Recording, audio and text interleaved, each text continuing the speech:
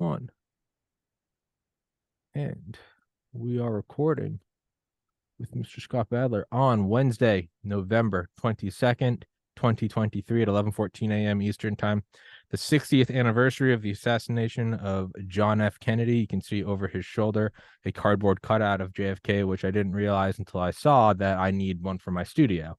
I'm now feeling lacking, and instantly I need to keep up. I need to keep up and get one. But your book is fantastic. It's on Audible. I'll put it in the description.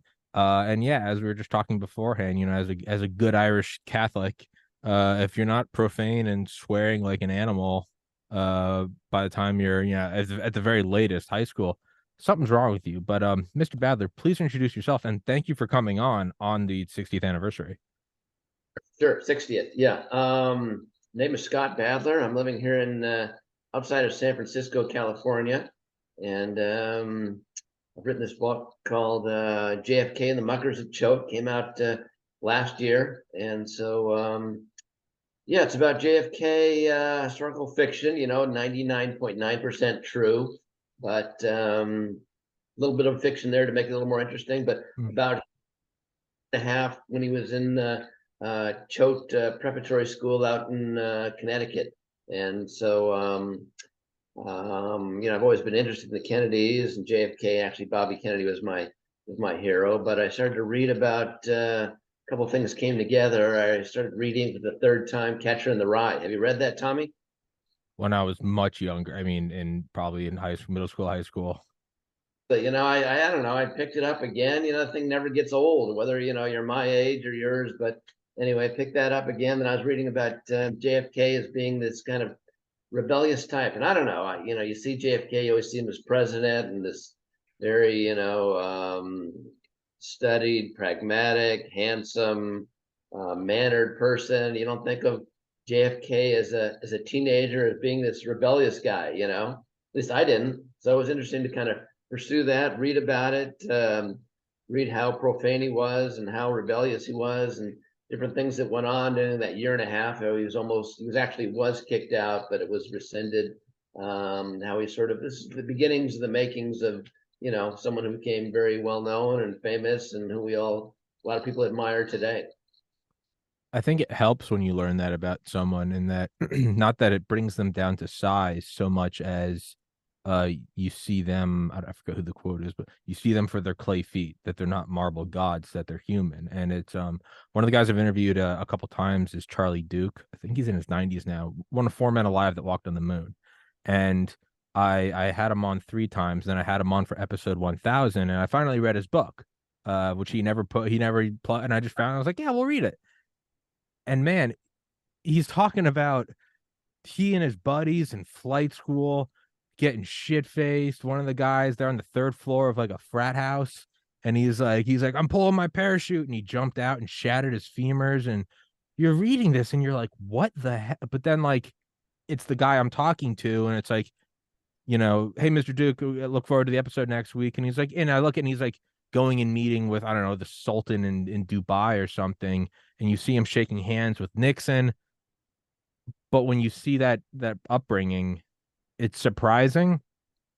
But who knows? Maybe it's just my own ego, and I go, oh, I'm a shithead. I can turn it around too. But I think it does. Bringing them down to size isn't the right term, but I think you're picking up what I'm putting down. Yeah. We're all teenagers once, and not that we're all rebellious, but we have this earlier life, and wherever we are, it's always interesting to me to read about famous figures, whether it's Hitler or somebody when they're 17, 18. These things that lead them to what they become. So it's pretty fascinating. Yeah. Um, in Garrett Graff's Raven Rock, all about continuity of government, it's very interesting to hear about Eisenhower sort of handing over the keys to the kingdom to JFK, and he's walking him through. He's briefing him on things, basically saying like, "Hey, there's one moment where he picks up the phone in the Oval Office and he says Opal 3, and within a couple minutes, he hears a helicopter landing, ready to take him to a nuclear bunker, and he was like, "You will have minutes to react." And then during the after the Bay of Pigs, JFK went and met with Eisenhower at Camp David, and no one really knows what was said, but JFK said that it was the tongue lashing of a lifetime because 5-star general, you know, 2-term president, and he's looking at this young, good-looking kind of playboy, and he really had he wasn't going to commiserate with him, and because of that, JFK actually, it used to be that the name of Camp David would change with every president, and JFK made it. Camp David was Eisenhower's grandson. JFK made it permanently after that meeting, made it Camp David in respect to Eisenhower. And Eisenhower would later go on and talk about the Cuban Missile Crisis and, and just how proud he was of JFK. But it's that same where you're reading this about him, he and his buddy going and fucking some whores for what, $1. And then it's like that same guy that Dwight Eisenhower is saying, like, what a good American. And you're like, what happened between A and Z? Right, It's right. kind of wild. We should just get this out of the way, Tommy, just to begin with. 60th anniversary, conspiracy or not, go. Whatever, you just open a bag of worms and I'll try to keep it somewhat rational. A big long thing here, but just quickly, Yeah. Whatever happened isn't what happened. Something happened. James Jesus Angleton, head of the CIA counterintelligence, had a file on Oswald going back to 59. Before he died, when asked about the assassination and whether or not the agency had anything to do with it, instead of saying no, he said, the CIA is a large mansion and I have not visited all the rooms, basically saying maybe it was compartmentalized. You had the heads of Soviet wet works meeting in Mexico City with Win Scott. You have Oswald himself. You read about him and he seems nuts, but then you also read about him and he legitimately he was obsessed with JFK and he hated him. And there's too much. I mean, it's hard because you have every movie and every conspiracy melting together. I mean, but he had legitimate. I mean, Curtis LeMay, James Jesus Angleton, the Dulles brothers, LBJ. He was going up against the most powerful things in the world, but dude, it was also a crazy time. You had World War II just ended with nuclear bombs. You have Woodstock, you have hippies. 6 years later, you're landing on the moon. Yeah, I mean, it also sometimes shit happens. Motives, I sort of draw this, I'm parallel between like Trump and Oswald, tell you the truth. How so? Here, well, with Trump, if you sort of look at his background, he would never admit defeat, never has admitted defeat, that's just not his way. And so, when the 2016 election came, he said, well, I'm not going to necessarily accept it, And so when 2020 happened, he didn't accept it. So that's Trump. He never admits defeat. And sort of looking at the psychological profile of Oswald, here's a guy who, sort of had no friends, was sort of desperate for publicity, sort of at the end of his life. He had this group called Committee for Fair Cuba, Yeah. sort of nobody. He was, classic loner. He did a practice run on a general.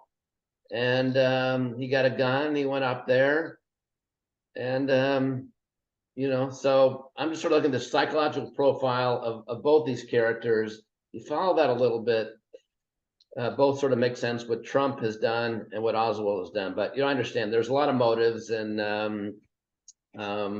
so that's sort of my point of view. I'll go on and agree with. I mean, yeah, Oswald was nuts. He was mad that there wasn't a major news event when he returned from the Soviet Union. He was a fucking ex-grunt.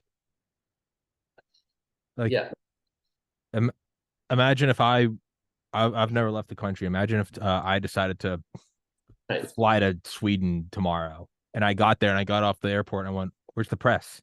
People be like, "What do you mean?" Yeah. So he was Slightly, nuts. Sorry. yes, slightly, deluded, and thought too much of himself, and he wasn't really that. He could barely read. He was dyslexic, didn't drive, and he couldn't. Trying to get immigrate to go to Cuba, turned down. Sort of at the end of his life, takes his ring off, leaves it for Marina, and but anyway. So just wanted to, check with that briefly and before we get back to the book or whatever. But you got something else to say on that? I'm open. I'm not married to any of the ideas. I really am. I'll entertain them all and listen to them. Um, I heard perhaps the best explanation I heard of is we tend to want to see in an equal balance in things. 6 million dead Jews. What happened? You read about Hitler, you go, oh, pure evil, the Nazi war machine. Okay. What could cause 9/11? Oh, it's what caused 3,000 people to die? Oh, planes hitting skyscrapers. Uh, who won 7 Super Bowl rings? What's Tom Brady? He's the supermodel athlete. It balances out in our mind. I think, and I don't know who said it. They go, it's kind of hard in our minds.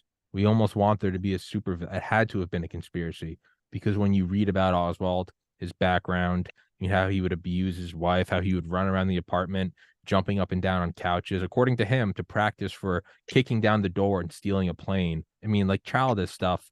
And then you look at Kennedy, who Eisenhower's patting on the back, playboy, son of a scion. You go, Oswald took him down. We want there to be an equal and opposite reaction. And I mean, the other quote, the universe is under no obligation to make sense to you. Sometimes shit happens. Yeah, yeah. And we seem to want conspiracies, and I don't know, it seems to feed us that whether it's, 2020 election or Robert Kennedy or, 9/11, today with media, it's even more, there's more conspiracies. So it's a difficult thing. And then there's the problem of like, well, sometimes there is shit going on. Right. Sometimes there are nefarious. You go, no, there's no conspiracies. And then you read about Operation Northwoods and you go, hold on. You go, what? The Joint Chiefs of Staff were signing off on remote controlled play. You go, oh, hold on. And so it extraordinary claims require extraordinary evidence. I think that's what it comes. But because I'll go on for this forever. But to bring back to the book, you're talking about reading about figures. A great book is Blitz by Norman Ohler and Hitler's drug use and his top brass's drug use and how that actually affected the war. I thought it was interesting. JFK's therapy, and that if Joe wasn't so good, I could be more efficient. And next thing you know, he's crying his eyes out, and you go, want to make dad proud, and you go, oh wow, that can. Sorry, Yeah, that I mean, who went to therapy in 35 and no one. would they go? I can remember, my, whatever my parents suggested I, see a therapist, and you immediately sort of reaction is, well, one is no, I ended up going, whatever. But so JFK decides to go. Why did he decide to go? That's one thing about him. He was very curious, what would this be like? And to read about his therapeutic sessions was kind of interesting. There's just sort of minimal notes, and I sort of expanded on it. But the big thing is that he was opting out of competition with his brother and just doing the worst kind of, he wasn't a good student and just being lazy. He didn't feel like he could compete with Joe. So that was something, I think, the major thing that came out of his therapy. And one myth about, he and his brother Joe, that people talk about Joe being the one, who's going to be president. To me, by age 23. So I don't know. I don't know if you know, but I'm working on the sequel to this book, sort of finishing that up. And it's pretty obvious to me that by the time Joe had died in the war, JFK had like passed him up in so many ways. So I think the myth of Joe being president, that was gone. Joe didn't really have the personality for that. And JFK had passed him up. He had written a sort of a best-selling book, called While England Slept. He had actually passed him in rank in the military. So I think that's one of the myths it's interesting that I found out, and that JFK really had passed up his brother by the time his brother had died. The reason I move my microphone away is the delay. Sometimes when I speak, it cuts you off. Oh, Yeah, no, 1930s therapy. So what? It's 2013. This coming April will be the 10-year anniversary of I lost my older brother to suicide. It took me 2 years to go into therapy after losing a fucking brother. Took me to, and I got into medical school out of college in 2013. So as a medicine-minded person, who lost a brother, I was still took 2 years to go to therapy because I was like, men don't go to therapy. Imagine 1930. Right. And he went, so, yeah, it is pretty interesting. So, yeah. I mean, other things, just that, JFK had this, I don't know if you've heard of Lem Billings, but, a gay friend, or we say the word queer is now changed it over, but, a queer friend for life. If that had came out, that would have been pretty disastrous for Kennedy. But, and this guy, whatever, Lem was in love with him and, hit on him. I don't even call it hit on him, but, trying to do whatever he could do to make JFK feel better, and but a lot of people would say, well, you're going to do that, it's going to wreck my career, and I'll see you later. But he stuck with him, and this guy had a room at the White House to the very end. So I sort of laud JFK for saying this. I need this guy, and I don't care if he's gay or whatever. You let him know he wasn't interested in anything, but. Um, so I think that's a pretty interesting part of the book. Also, this friendship.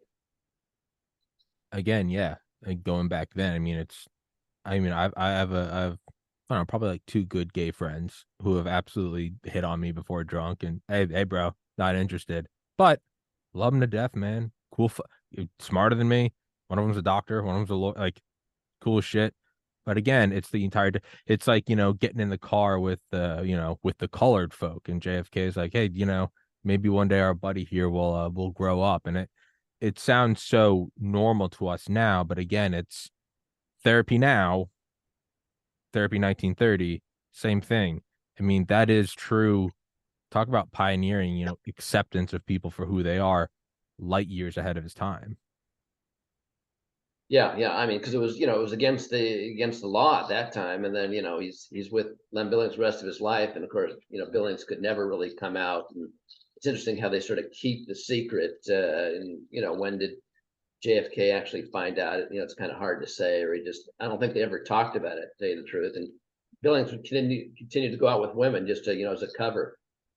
And Billings is the guy. Here's an interesting little thing for you. He's the co-inventor of the fizzies. Now you're a little younger than I, a couple months younger than me, but you ever heard of the fizzies drink? No. Tablet, sort of like Alka-Seltzer, but it was a candy. Alka-Seltzer, you drop it in, it fizzes.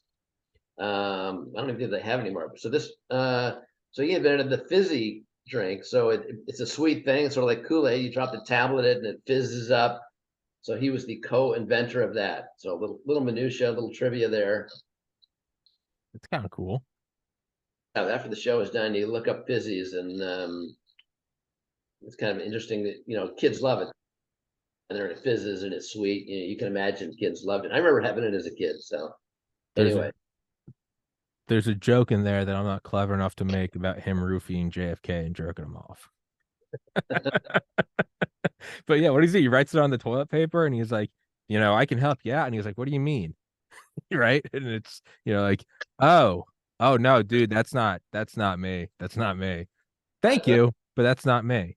well, just the whole thing of going to the whorehouse there is a pretty interesting thing, and of course, Buddy Lem's got to go along, but I'm sure he didn't do anything. Apparently, Lem just jerked himself off with the prostitute. And so that was JFK's first time there in Harlem. Yeah. And then you're right, you have his dad, what he's hitting his knife on the table. What else did you do in Harlem? I was reading about the FCC. What were you doing, Jack? And he's just like, gee, but I mean, think about that, and it's just talk about even the concept of being the first, right, the first Catholic president, and it's man, he's sleeping with all these women. He got a gay friend. I mean, really, you know, spitting in the face of dad's dream, right? Well, his father was, he learned it from his father. His father played around incredibly with some famous actresses, Gloria Swanson, and so he took after his father. His father, was really, with a lot of women, and I wouldn't be surprised if he had, other children. So it sort of took after his father in that way. Um, yeah, in a lot of other ways too. I mean, his father, you talk about his father as he's a key figure in JFK's career. I was just reading about putting this in the book about So JFK wrote While England Slept. I don't know if you're aware of that book, but it was JFK went for his master's thesis. He wrote a book on, why England did not rearm to get ready for, possible consequences of Germany. So he wrote this master's thesis turned into a book, and it was a bestseller. But it's a bestseller because his father, bought 80,000 copies. So, his father would do anything for his sons, so they would, whatever, become president or become, go as far as they could go. So his father had a key role. And there's one point when JFK is there in prep school, and he's doing lousy work and lazy and everything, and about to be kicked out. And his father says, if you let me down now, you may never have my confidence again. It's a very strong statement. And so anyway, JFK kind of shaped up from there. In the last couple of months of prep school, his grades improved, and after the therapy, sort of went on from there. So that father and the brother thing were key factors in his life, and certainly the distant mother, really made it kind of difficult for him to have sort of a loving relationship with a woman. But that's something that sort of happens. I don't know, it was lust or whatever, but he becomes involved with this woman who interviewed Hitler, and they have this affair when JFK is in the Navy intelligence in DC, and the FBI is watching him. And finally at one point they don't like this, so they send him down to Charleston, and this woman Inga Arvid comes down also. So a lot of intrigue about his relationship with this Inga Arvid. And then the whole controversy about PT 109 is something that I think is interesting. I've been investigating that, and that's a pretty interesting thing, where he sort of was kind of asleep at the wheel, but then turns into a hero by kind of saving everybody. And what he did to save his crew, it might have been part of out of guilt, because he wasn't quite on top of it when the ship hit. But what he did afterwards was truly heroic. But beforehand, not so much. Well, you also have to tie in it's propaganda for the war machine, right? Which is a necessary. I'm not even shitting on it. Your world at war propaganda is a necessary tactic. And then he's a hero. He put out the fire, but he started it. But then, kind of what we were talking about with young JFK or a young Charlie Duke, you start to look at everything. You go, what else do I not know?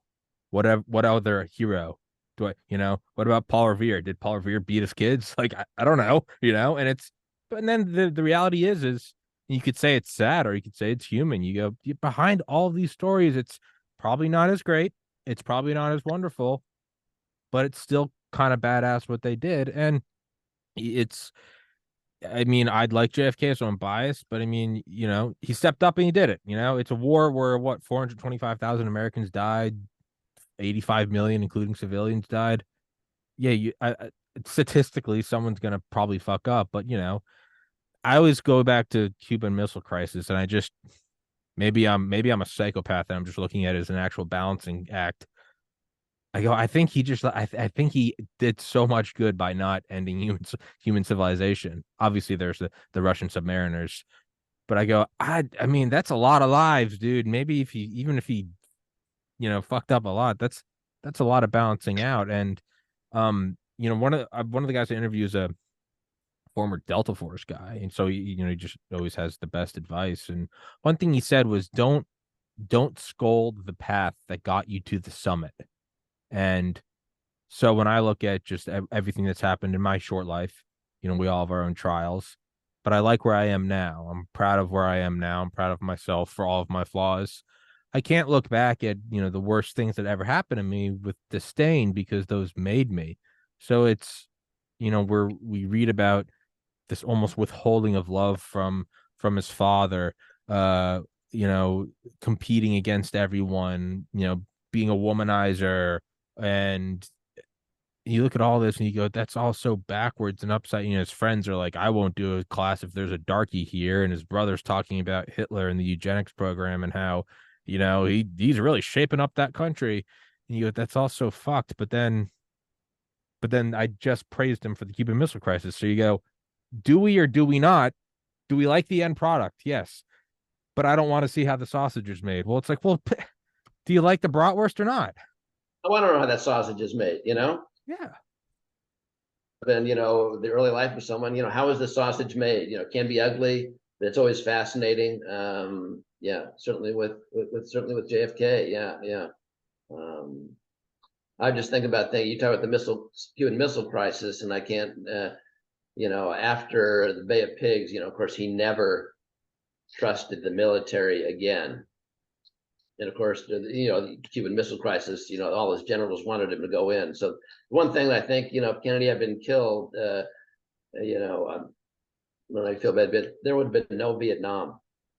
With his experience going around the world and not trusting the military, and the military was going to say, well, we got to build it up. After Cuban Missile Crisis, and Vietnam, that wouldn't have happened while he was president, because he didn't trust the military. He'd been to Vietnam there. He'd sort of talked about the situation with the French. So that's one of the things that I think we lost, is that there would have been no Vietnam, at least while he was president. I don't know what you think about that. There's also he kind of who's his face? Dan Carlin's Hardcore History. He has a great 6-part podcast series on World War One.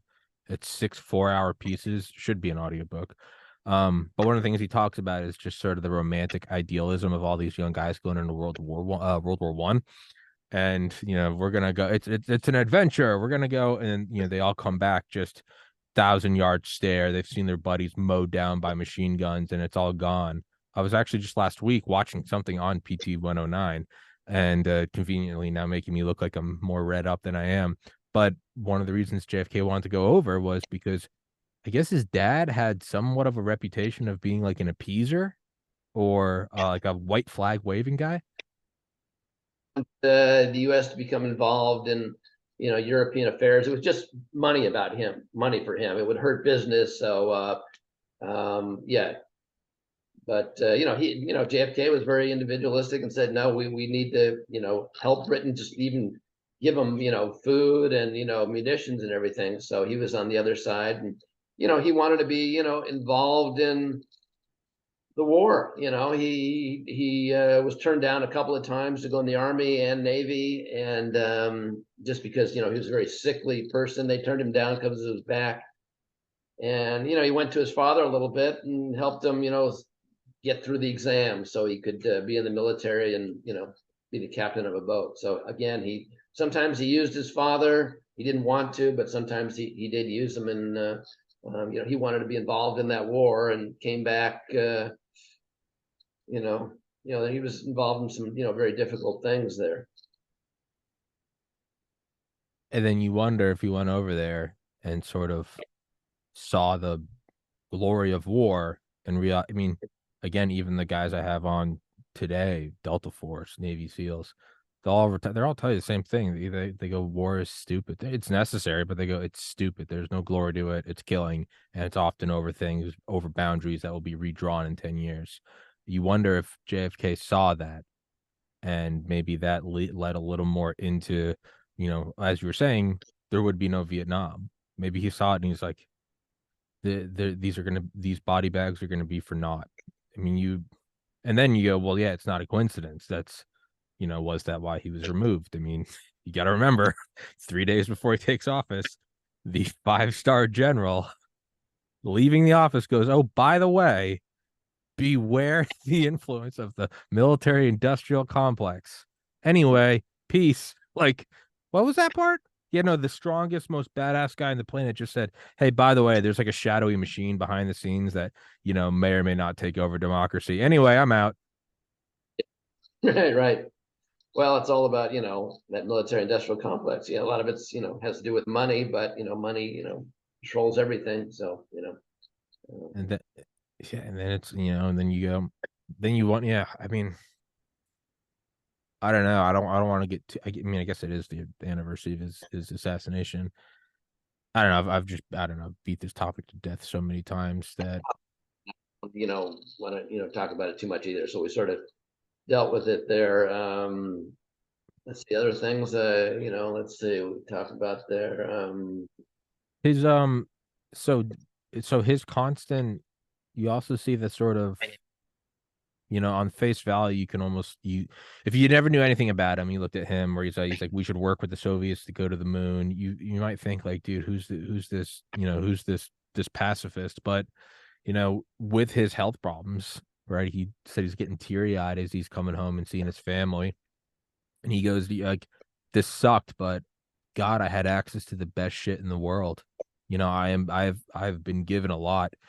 You wonder you wonder if that maybe reinforced his convictions to look at something like the perpetual war machine, or he looks at the underprivileged in the United States. The underprivileged in the United States are living high compared to the underprivileged in, say, Vietnam.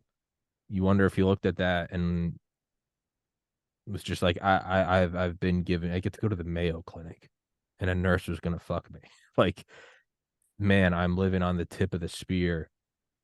I don't know the answer, but it can't be just more wars of empire. You wonder how much his own illnesses and how that kind of relegated him to. I mean, one of the things he did is he just took a speed reading class when he was sick, just so he could get better at learning. And you wonder how much that played a role, being sick and sort of being, I don't know, restricted to diving into history and writing. Yeah, no, I think a big thing also was, just this is on the eve of World War II, is traveling through, he's traveling through France and he's in Germany. He sees a rally with Mussolini. He gets beat up by the Nazis. He gets pushed around. So he sort of sees what's coming there. He travels further down to the Mid East. And one quote that just came out. Here's a guy who's 23 years old, and he's saying, this is, of course, it's no different than today, but he said, I've never seen two groups of people, the Arabs and the Jews, who who are so opposed to each other that they can't get along. And here we are, whatever, 80 years later, it's the same thing. He said, I read that quote. This is from a 23-year-old guy, and it's the same thing today. It's very sad, but he was in the King David Hotel when there was this bomb that went off, and so just his travels around the world, I think, gave him an incredible experience. I don't think most, he must have traveled the world more than any other president, I think. And I think that, that really colors what he learned and how he, became president, and his views, certainly. You wonder how much that put. Nazi Germany right there, right before it starts, must have been, incredible. Must have been incredible. I mean, talk about diverging paths. What if Joe didn't die in that plane? And he was talking an awful lot about, hey man, he's got a little spunk to him. And you're like, huh. I mean, what, like, man in the high castle shit? Like, what world would we be living in? It's a weird thing. He's against Joe's against, US involvement. He sort of likes Hitler and everything. Then he all of a sudden, actually, JFK is on a steamer back from South America, and he reads, Joe is enlisting. And JFK says, what the hell? Why is my brother, who doesn't want us to get involved, enlisting? What the hell is he doing? And it was just more a matter of, it actually made sense because, he'd already been drafted, and, there's a sense there might be a war. So, my father did the same thing at 18. Rather than letting them put you where they wanted you to be in some grunt, on the front lines, you decide, at least you list in the Navy or whatever, you kind of get a sense, decide where you want to go. And that's what his older brother Joe did. He says, I want to be a fighter pilot and not be drafted as some grunt in the front lines. And Jack read that, and wow. So actually, in between that time, he took a trip from Hyannisport, sailed to Martha's Vineyard. There was a PT boat there. Oh, that looks pretty interesting to me. And so, whatever, a couple of weeks later, he'd enlisted. So that was one thing that, whatever, got his, I don't know if he would have gone, been skipper of a PT-109 if his brother hadn't enlisted and got things going. But sooner or later, I guess he would have been in the military and probably enlisted, but that really moved things along. It was a total surprise to Jack that his brother enlisted. Sort of didn't make sense in a certain way. In another way, it did. I do this every episode. Real quick, tell everyone where to find the book. I gotta go pee. I'll be back in 30 seconds. It's your podcast. Yeah, my name is Scott Badler, and my book is JFK and the Muckers of Choate. Well, what is a mucker? Most people say, what does that word mean, mucker? Well, I can get a sense of it if you know the exact definition, but a mucker is someone who mucks things up, or fucks things up, whatever you want to say. So JFK was at prep school there, and the head of school said, I'm going to discipline and kick out all the muckers in this school. And muckers, he meant it as, well, we don't know for sure, but he meant it probably as people who, are lazy, who muck things up. But JFK, being Irish Catholic, perhaps read it a different way. So mucker was a term also used to describe a Irish immigrant who cleans up the muck on the street. The muck, of course, is the shit that the horses leave. So to him, the headmaster was calling him a mucker, as someone who was, a nothing person who was just cleaning up the muck, the horse shit on the street. So JFK he was incensed about that, and says, well, threw the muck and certainly back at the headmaster's face and said, well, you call us muckers. I'm going to form a club called the Muckers. So he's sort of throwing the shit back in his face. Did you ever think of what a mucker was before you kind of was aware of my book? What's a mucker to you? Well, I'd always heard the term muckraker, and so I knew it was that wasn't that kind of like shit journalism or like shit stirring or something or politics. So uncovering muck, which would be graft and corruption. H.L. Mencken, he was one of the muckrakers. They undercover bad stuff that was happening in government. Hmm. Different kind of derivations, what it could mean. While you were pissing there, I was I don't know if you aware, but JFK may have taken it as when the headmaster called them, I'm gonna kick out all the muckers in this school who are not doing good work. JFK perhaps took it as the muckers were also known as the Irish who cleaned the muck off the street or the shit off the street. So JFK perhaps took that personally and said, well, the hell with you, and threw it back in his face and said, I'm going to form this club and we're going to do a little shenanigans or whatever. Hmm. And then muck isn't far from Mick. I mean, maybe something there, but no, I'd never actually thought. What? It's one of the things that you just don't think about until you hear it. You're like, what does isn't like WAP means like without papers? So it was like illegal Italians, and you're like, oh, yeah. I learned that last week. I don't even know if it's real. But yeah, I legitimately have no idea if that's even real, but I like it, so we'll take it. Before I forget, I want to Joe enlisting. Dad Kennedy was pretty powerful. You wonder, could he have gotten exemption for them? And if so, did Joe maybe do it as, again, competing for Dad's love? He already seemed to have it, but maybe he looked at JFK as sort of approaching in the rearview mirror. Objects in mirror are closer than they appear. Did he maybe go enlist and it's like, hey, Dad, look, I'm a war hero? It's a way to, I don't think it had anything to do with his dad, but it's always there. But furthering your career. If you didn't, someone who's the son of the ambassador and doesn't sort of contribute. I mean, JFK was worried too that he wouldn't be able to get into the military and it would look very bad. So it was a way of the next step forward. Of you can point to your war record and say you were a fighter pilot, so it would help him politically. I think Joe was thinking about that. Well, and then still, I mean, to push back on that a little bit, you wonder, what did his dad say, right? They want a businessman. They want a guy with a track record. Is Joe maybe internalizing that? They want a track record. Well, if Dad, you're not going to be president, what if I'm to be president? You want a track record, even if you don't agree with the war. If you're tactically playing, and we're assuming we're just making this assumption. If you're tactically playing those things, you don't want to There's a world war, whether or not you agree with it. You don't want to run for office and be like, yeah, no, I went and hid in Canada. Right. Now, it's interesting today. It doesn't seem to matter. I mean, with Trump and Bush, No, and no, it doesn't fucking matter at all. matter that you tried to avoid the draft or avoid going with because you got a heel problem or something like that. But Mm.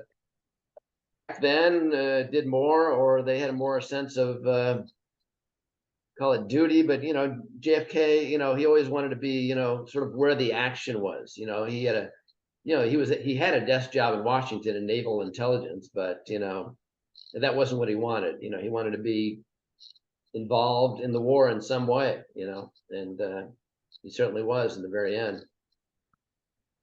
You almost wonder, and obviously it's provably through the classified documents, the Bay of Pigs. You wonder if how much is the Muckers? Do you wonder how much his own secret society, how much that played a role in his disdain for secret societies later on in the intelligence agencies? He almost becomes the headmaster. He almost becomes the thing he hated. Like, never in all my time did I see boys acting out in this.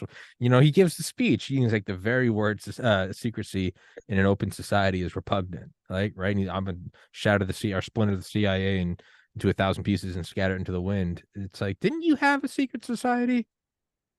You almost wonder if that played a role. You mean his secret society back at Yeah, Choate? yeah. You wonder if that he grew up and he becomes the headmaster and he's like, "You motherfuckers, I know what you're doing. You guys are a bunch of dickheads. Meetings. I know what you're doing. I was you." Right. Sweet irony, huh? Yeah. I mean, but if we're gonna talk about the effect dad's love and mom's aloofness had on him, you're gonna talk about therapy.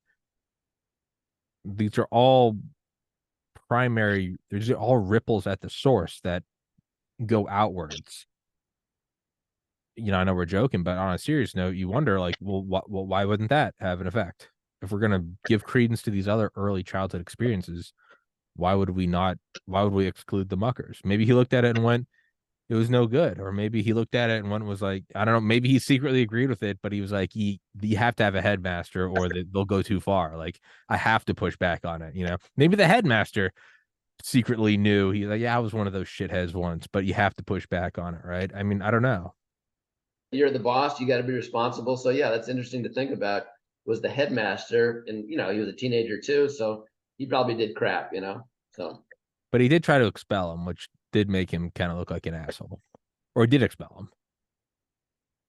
yeah, sort of. It sort of went away in the wind after a couple hours, but so it was never official. And but it would have been interesting if they actually had been expelled. What effect would that have had on JFK had he been expelled? Well, it might have made him tougher or whatever, or could have, he could have kind of slid down from there being expelled, and could have had an effect on his career that wow, this guy was expelled. So it was interesting that didn't happen. How much of JFK's persona and outlook do you think was consciously or subconsciously formulated by kind of any competition with Joe? Again, right? He's dad clapping his hands so hard, you feel like it's gonna break his palms. Do you think it's formulated by Joe also kind of approving Nazi Germany? And he's like, well, JFK is like, well, what about our sister? She'd be one of them. Not saying that he wasn't, against the Nazis because, the Nazis are evil. How much of it is there a little role in there of like, just I'm just doing the opposite of Joe? And who knows? Maybe he was just doing the opposite long enough they'd actually start to believe it, right? It's like when you start to believe your own bullshit. Like, Yeah, that brother competition is, I mean, it's important in my life. Maybe it was important in yours, but I mean, the older brother is usually, might be a lot of times a little more learned or skilled, and so the younger brother, sometimes it can be difficult to compete. But if the younger brother, as JFK learned, does his best and competes, he may not win or beat his brother, but in JFK's situation, he certainly did. But it made JFK have someone to live up to, because at this point in high school, his older brother Joe was everything, and JFK actually, after his brother died, I don't know if you know that JFK compiled a book that was published. It was just, whatever, like 300 copies. So he did this book, sort of he wrote about him, compiled uh, photos and everything, sort of a tribute to his brother, which I thought was, kind of special in a way. He had difficulty with his brother, but he realized he wouldn't have become who he became. He didn't have that competition from the older brother. So, sort of an example. At first, he wasn't able to emulate his brother, and then he, certainly surpassed him in so many ways by the time his older brother Joe had died. I forget who the quote's by. And with my luck, it's going to be by like some fucking horrible person. Like that was Jeffrey Epstein. But there's a quote about the idea of the nemesis. They go, it's somebody that you will drag your balls over hot coals to beat. That you will, you look at them and you go, that's the person I'm going to fight. But if you can't win, there's no one you would rather have win than your nemesis. You want them to, you hate them. It's like Larry Bird and Magic Johnson, right? In the NBA, like when Bird heard about Johnson, who's his sworn rival, having to stop because of AIDS, he like broke down. It's basically it's Batman and Joker. I mean, what would I don't want to kill you. What would I do without you? You almost wonder if if there's some nemesis shit there. Right. Yeah. What if he didn't have that older brother? Well, Yeah. Would he just be a pushover? but right, he needed sort of that nemesis or something. Yeah, I'm a tennis player, so I think of Nadal and Federer is sort of the same thing. You need someone to compete against to do your best work. So that's a very good point. Yeah. Yeah, was Sisyphusian almost. Not quite, but same idea ish. Um, yeah, and it's also just might just be as simple as, I mean, yeah, you love your brother. There are definitely times I wanted to punch my older brother in the face, but he's been dead for almost 10 years. I have his tattoo on my shoulder. It's behind the screen. It's the only picture hanging up on the wall. Like it's also, your brother. So, and my two remaining brothers, yeah, I'd still kind of want to punch them in the face sometimes, but it's also your brother. So, but without that pushback, you don't scold the path that got you to the summit. It's, yeah, I don't know. Is it?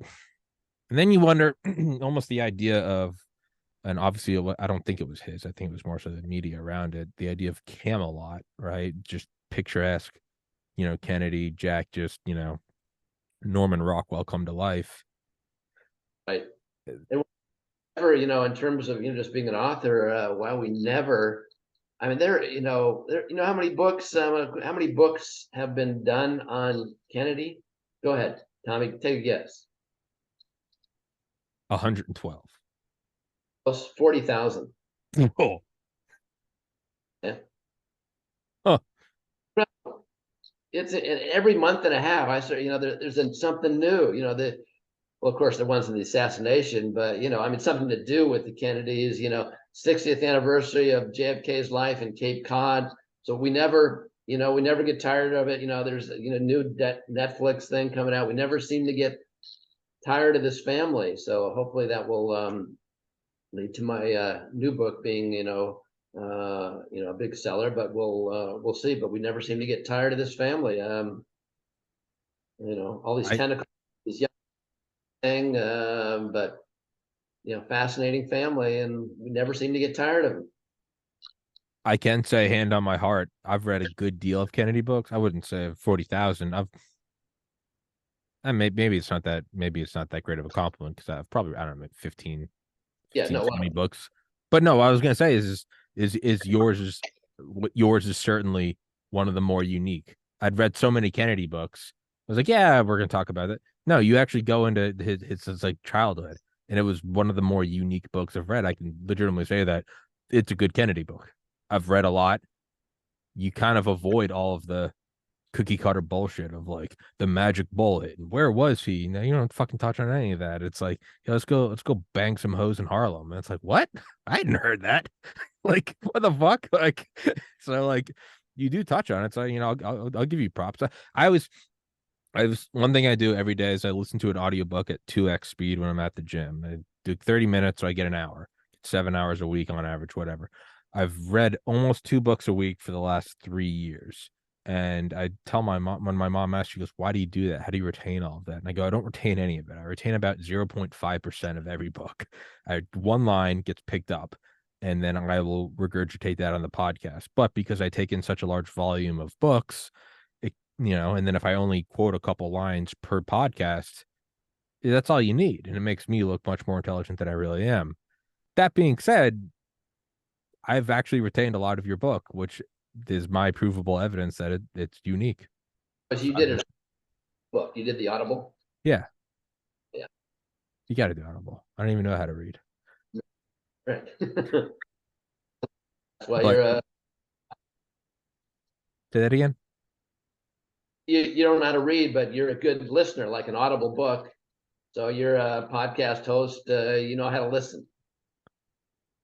And it's also just volume. I mean, man, I was a dumb meathead up until I was like 20, and then one day decided I wanted to be a doctor. Literally was at a frat house the first day of my sophomore year.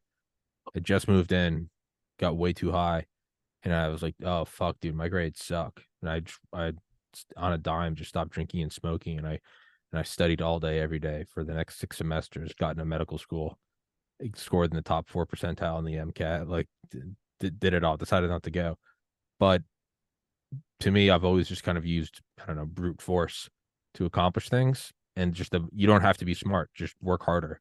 So to me, it's just, yeah, maybe I don't have a 200 IQ. I can listen to an audiobook for an hour a day. Or if I put it on 2.5 or 3 and I'm on a car ride, I can listen to 8 hours in a day. If I do that every day for 1,000 days, I might actually appear smart. So yeah, no, you just burn through it, and something about your subconscious mind will pick out the gems. I'm gonna try. I've never been an Audible read audio books. Maybe I'll try it at the gym and see what happens. No, you really should. It's what you do is you start at 1.0, and then I don't know, every 10 minutes, you don't have to, be OCD about it. Every 10 minutes, you increase it by 0.05 or 0.1. So you can do 1.1x. Speeds up a little bit. Wait another 10 minutes, put it up again. If you just go straight to 2x, it sounds like gibberish. But if you go up very slowly over like 10 minutes, you can get up to 2.5, and it sounds the same. Do that for an hour a day. And I tell this to people, and they're like, I feel like I'd have to reread every book because I wouldn't retain it. And it's like, you don't have to. I learned that in college studying organic chemistry. You don't need to understand every word in every sentence. Core ideas. What are we learning here? What's this test on? Benzene rings. Okay. Fuck all the other shit. Don't look at the colorful graphs. What's the main thing going on here? You will start to subconsciously, you'll realize that you might zone out for an hour. You're doing push-ups or bench press, but then all of a sudden, you hear something interesting, and it's JFK talking about, hopefully I'm going to get some exercise from my nurse, and you're like, what is that? And I'm as someone who's been doing this for 3 years, your brain will subconsciously, like a metal detector over sand, just pick up something, and you'll remember it. So I don't know, try it. Yeah. How long does it take you to get through like a whatever 300-page book? An hour or a couple hours or? Well, I don't know. It's so on Audible, it'll give you like an estimation of how long the book is at 1.0. So I'm listening to a Teddy Roosevelt book right now. And so one thing I start to do is, as you start to knock them out, I start to take on bigger and bigger books. I'm just like, I just want to see if I can. And I think the longest book I ever listened to is about Krupp, the German artillery company. It was like a 400-year corporation. I think they're still around. It was like a 40-hour audiobook. And I think it took me like a month to read. And I fucking hated it. But I don't know. It depends. And then sometimes, if I have guests cancel and I don't have anything to do and I just feel like I'm wasting a day, one thing I'll do is I'll throw on some video, like a video game I've played a million times, and then I'll just mute it and I'll listen to the book, and I'll keep speeding it up.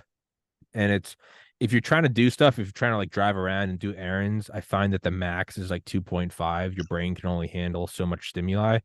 But if you're like sitting in a chair and playing solitaire on an iPad, you can get it up to like 3.5. And once you hit that kind of upper acceleration, Oh, if you hold that for an hour or two, I mean, dude, you're knocking out 7 hours of so your book, the estimation is exactly 9 hours. No. Yeah, exactly 9 hours. Yeah. Oh, I thought. Wow. Yeah. But Okay. speed it up, get it going up to you hit cruising altitude, and then you just burn through. And that's how Sure, you can take down so many. But it really is. And I'm someone who does not read. You give me a fit. I've had there are so many times I've had authors who be like, "Yeah, I'll send you a copy of the book," and I'll be like, "Yeah, do you have like an audio?" And they'll be like, "I don't have an audio book. I'm like, "Do you have a PDF? I'll get because you can get your phone to read it to you with the shitty Siri voice." I've had some authors be like, "Yeah, I've only got a physical book," and I'd be like, "I don't know how to tell you this, but like, we can't do the show. Like, I can't. I can't sit down and read, man.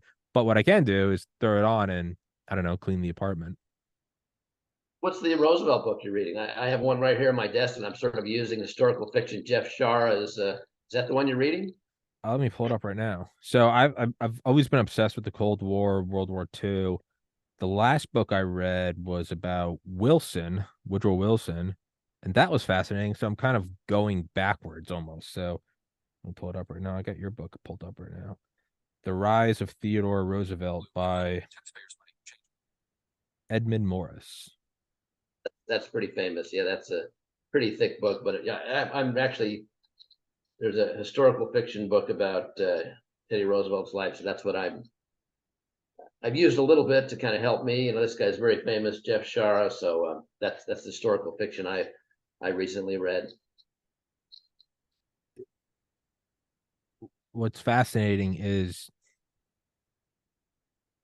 as you read these kind of denser and denser books, and most of it will just fly right through you like Drano, just in one ear out the other.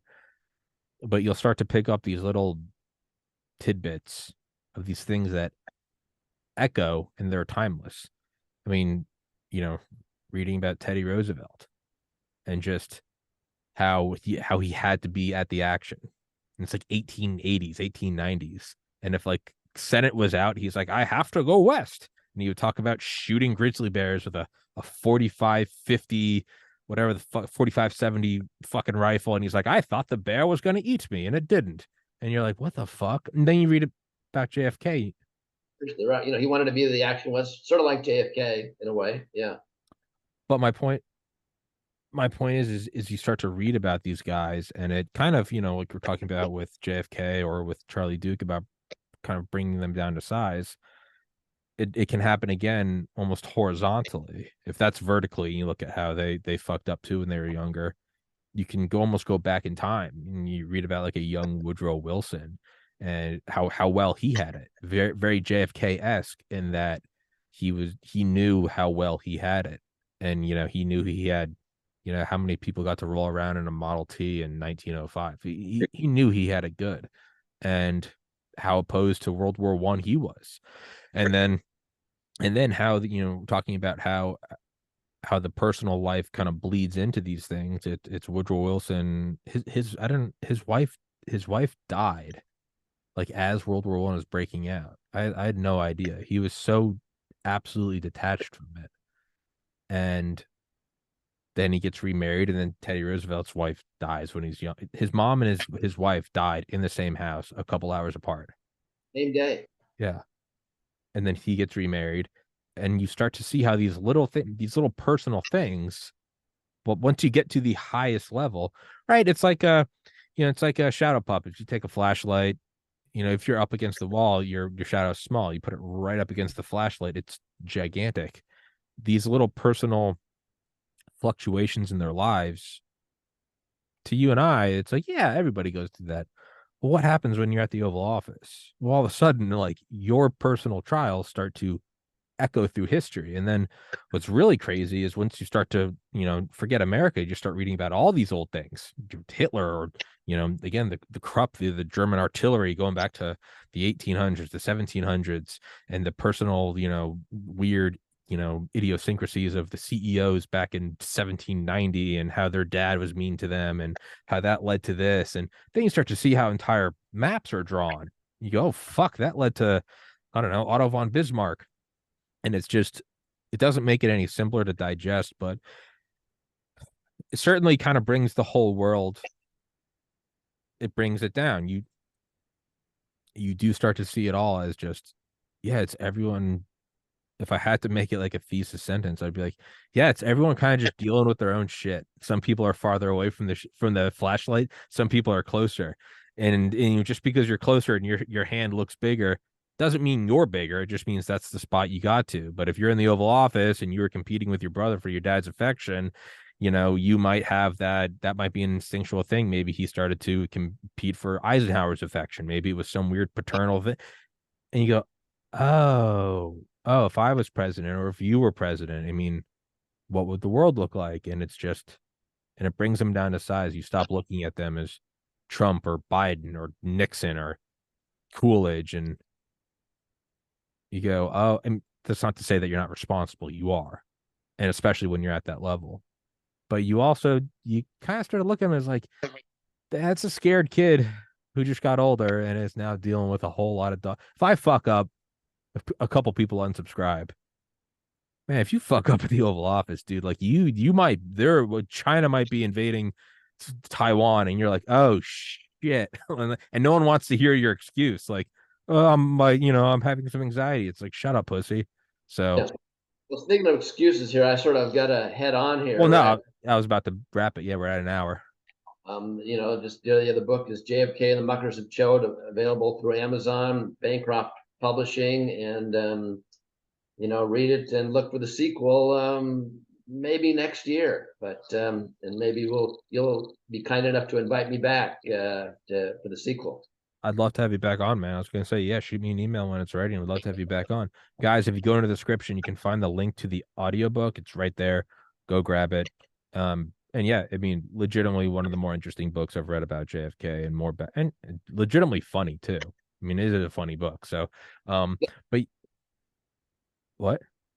Very witty, humorous guy, JFK. I mean, he really was. The press conferences, you see that, but yeah, he was a witty guy. So yeah, thank you for that, Tommy. Yeah, I've enjoyed being on the show. Hey, man, I appreciate it. And I was gonna say, well, no, and not just him. I mean, your writing style is fun and witty. So, but thank you for coming on the 60th anniversary. Guys, go grab the book. And Mr. Badler, I look forward to your next book, and I would love to have you back on. Thanks, Tommy. Thank you so much. Badass cardboard cutout. I fucking need one. Guys, thank you so much. Show will resume on Monday. Happy Thanksgiving, everybody. Happy Thanksgiving, Mr. Badler. Guys, take care.